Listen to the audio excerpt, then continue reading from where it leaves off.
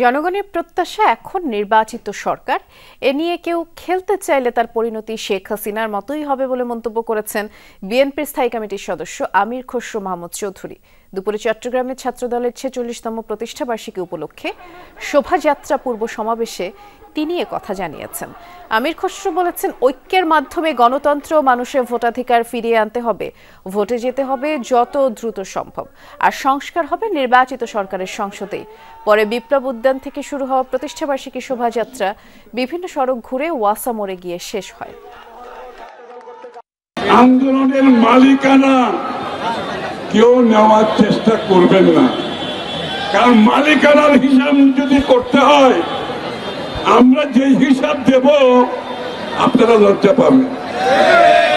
হিসাব কিন্তু দিচ্ছি না। কেন দিচ্ছি না জানেন? হিসাব আমরা চাই না আন্দোলনকে নিয়ে দেশে একটি বিভক্তি সৃষ্টি হোক।